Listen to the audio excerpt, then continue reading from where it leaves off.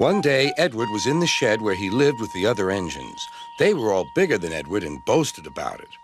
"The driver won't choose you again," said Gordon. "He wants strong engines like us." But the driver and fireman felt sorry for Edward. "Would you like to come out today?" "Oh, yes, please," said Edward.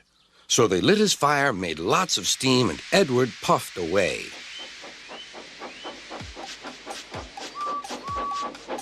The other engines were very cross at being left behind.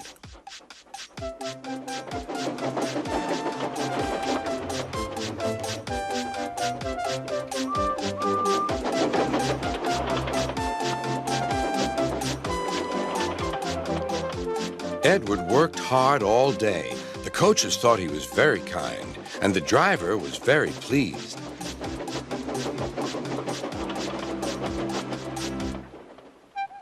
"I'm going out again tomorrow," Edward told the other engines that night. "What do you think of that?" But he didn't hear what they thought, for he was so tired and happy that he fell asleep at once. Next morning, Edward woke up to find nothing had changed. Gordon was still boasting. "You watch me, little Edward, as I rush through with the express. That will be a splendid sight for you. Goodbye, little Edward. Look out for me this afternoon."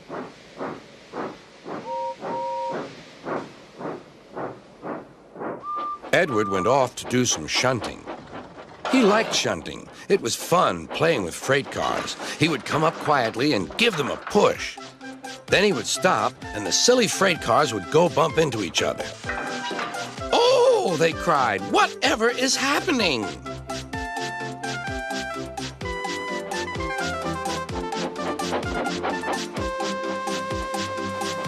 Edward played till there were no more freight cars. Then he stopped to rest. Presently, he heard a whistle. Gordon was cross. Instead of nice shining coaches, he was pulling a dirty freight train. "A freight train, a freight train, a freight train," he grumbled. "The shame of it, the shame of it, oh, the shame of it." Edward laughed and went to find some more freight cars. Then there was trouble. "Gordon can't get up the hill," the porter called to Edward's driver. "Will you take Edward and push him, please?" They found Gordon halfway up and very cross. His driver and fireman were talking to him severely. "You're not trying." "I can't do it," said Gordon. "The noisy freight cars hold an engine back so." Edward's driver came up.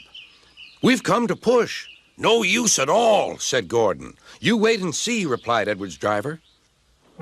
They brought the train back to the bottom of the hill.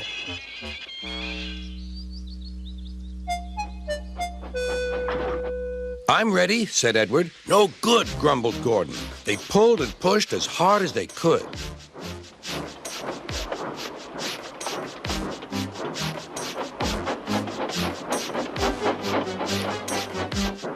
"I can't do it! I can't do it! I can't do it!" puffed Gordon. "I will do it! I will do it! I will do it!" puffed Edward. Edward pushed and puffed and puffed and pushed as hard as ever he could. And almost before he realized it, Gordon found himself at the top of the hill. "I've done it! I've done it! I've done it!" he said proudly.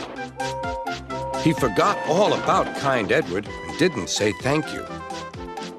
Edward was left out of breath and far behind, but he was happy because he had been so helpful. At the next station, he found that the driver and fireman were very pleased with him.